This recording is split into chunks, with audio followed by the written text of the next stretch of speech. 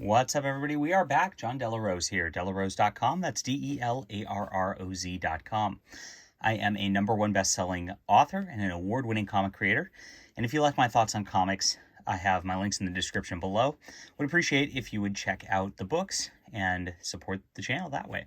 Thank you guys for doing so. We've been crushing it this year, and I appreciate all of you for being there. All right, this is Fantastic Four by Dan Slott, the Oversized Hardcover, Volume 2. Recently out, and this covers issues 12 through 20 in Fantastic Four Yancey Street, which is a one-shot, and Negative Zone, which is also a one-shot by different writers and creative teams. Now, it starts out with a pretty interesting storyline. And as you can see, we've got the main artist, Sean Igazi, and then Paco Medina takes over for 14-15, and Carlos Magno for 17 and 18. I have no idea who these people are. Things have been changing over quite a bit in comics, and it is what it is. Now, Yancey Street is written by Gary Duggan, and Negative Zone is written by Mike Carey, Ryan North out there, who are people I also don't know who they are. All right. So it starts out, if you don't know what's happened, the Fantastic Four has gotten back together, and of course the Thing is married to Alicia Masters, and it's starting on their honeymoon. As they're about to do this, Reed Richards has invented something which allows the Thing to basically become human once a year, and it's about to do that. I should say this is the oversized hardcover version, so it is oversized art. I prefer collecting in this terms. You get the Hulk fighting the Thing as a nice wraparound cover on here on the inside. It's actually kind of cooler than the dust jacket. I do love how these are constructed. And they're great. So they go on vacation, and I actually like this artist all right. It's fun stuff. Pretty nice Thing in Alicia Masters, and of course it sets up a battle with the Hulk. But the Thing is about to become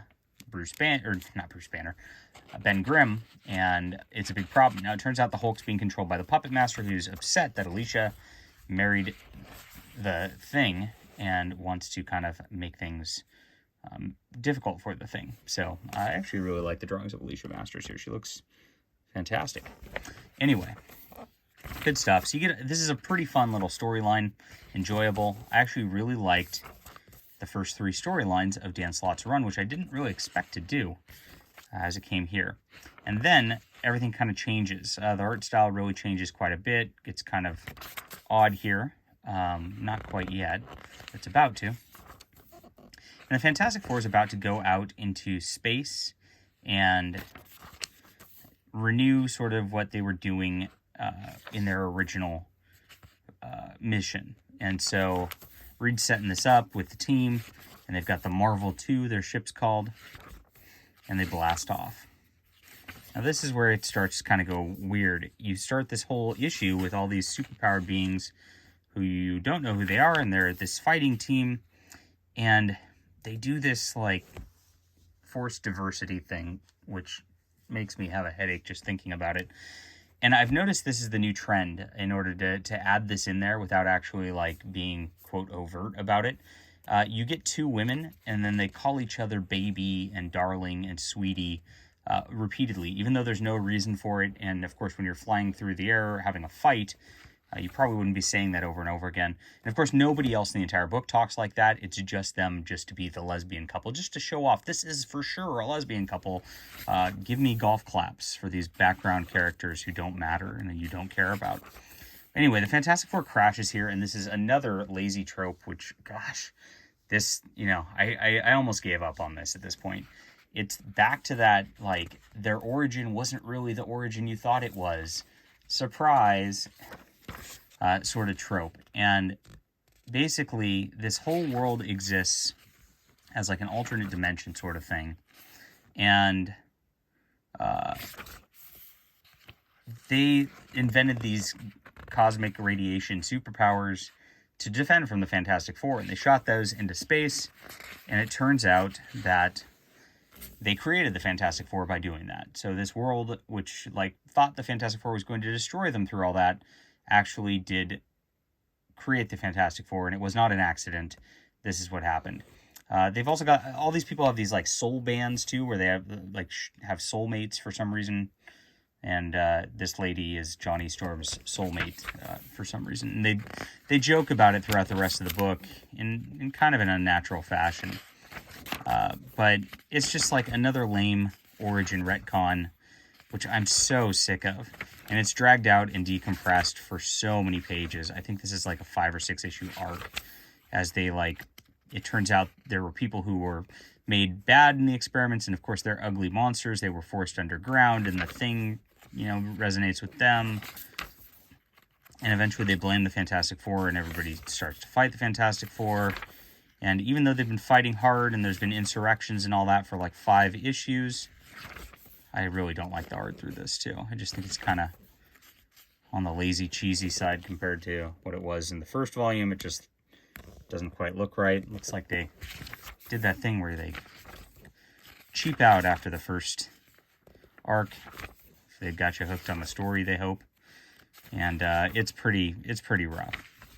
So even though they've been fighting, eventually Reed decides to just talk to them. Sue gets all snarky. The boys are all stupid, of course, which is a little cringy too. And eventually they talk and they come back. Now in the background there's this like Wyatt Wingfoot thing going on, and like his tribe is on like some ground where the underground mole men people are. And so when the Fantastic Four comes back, they have to deal with the mole man and all that too. So they come back, and spoiler, they bring the girl with them, who's Johnny's soulmate in theory. The art gets a little better again. I don't know what happened. Different artists, I guess. The fill-in artists are kind of rough. And they do deal with that mole man. And the girl has this ability to talk to dinosaurs, and that's how they deal with it. Again, just like they solve it because of talking, and it's a trick, the fight. So it's kind of a boring way to do things. All right, that was the main storyline, and first storyline with the wedding and the Hulk thing. It's just like a standard thing, Hulk fight. With the puppet master and all that. Nothing new, breaking ground, but it worked.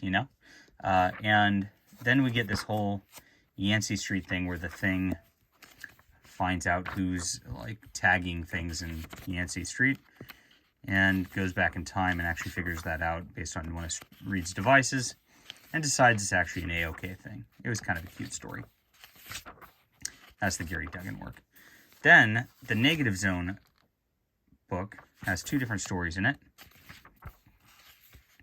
One where they go to the Negative Zone and they have to track down one of their devices there, which has all these nanoprobes, which are like an emerging civilization. This is actually the best Fantastic Four story in here, because it's like an original sci-fi story, and it actually works, and it's told in 1 issue. It was very enjoyable, actually, and the art's actually pretty good. It feels very cool. You get the cool spaceships and everything.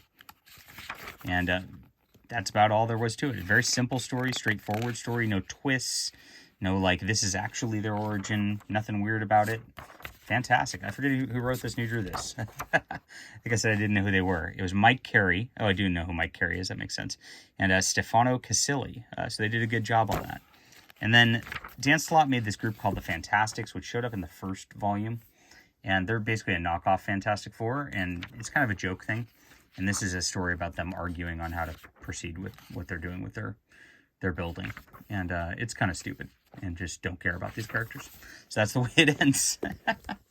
So, it's a mixed bag. Like I said, that first storyline was pretty enjoyable. The art was okay. I really enjoyed that one shot that was in the Negative Zone one.